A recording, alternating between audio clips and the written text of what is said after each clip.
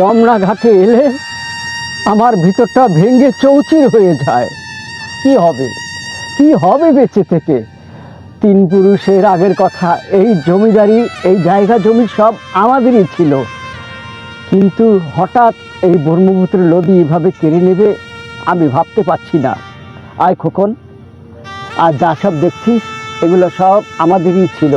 এখানে কত শত লোকের প্রাণ বাঁচিয়েছে। আজ এই রমনা ঘাটে এই নদীটা কেড়ে নিয়েছে, সব কিছু কেড়ে নিয়েছে।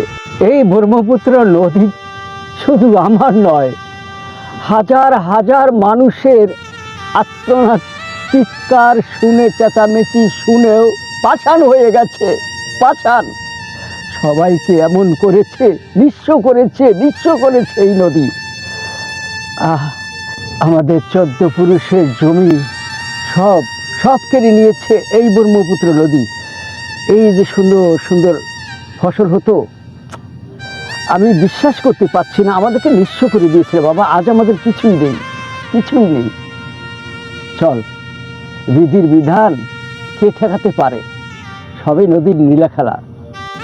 বাবা তুমি এত চিন্তা করো কেন? আমি তো ব্যস্ত আছি, তুমি এত চিন্তা করো কেন? আমি চাকরি করে তোমাকে খিলাবো, তুমি এত টেনশন করো কেন? বাবা রাসেল টাইগার ডন, তুই ঠিক বলেছিস। তুই আমার চোখ খুলে দিয়েছিস, সুখের আলো জ্বালিয়েছিস। আমি তোর উপরে অনেক বিশ্বাসিত। তুই পারবি, হয়তো তুই পারবি এই দিনগুলো ফিরিয়ে আনতে, আমার দীর্ঘ বিশ্বাস। রাসেল, আমি আর দেরি করব না, তোকে আজই রিক্তা আক্তার মানে লুৎফা বুদ্ধি প্রতিবন্ধী স্কুলে ভর্তি করাবো। আর সেখানকার যারা শিক্ষক আছে ওরা মানুষ গড়ার কারিগর, ওরাই তোকে মানুষ করবে। আমার দীর্ঘ বিশ্বাস, ওরাই তোকে মানুষ করে আমার হাতে তুলে দেবে। চল।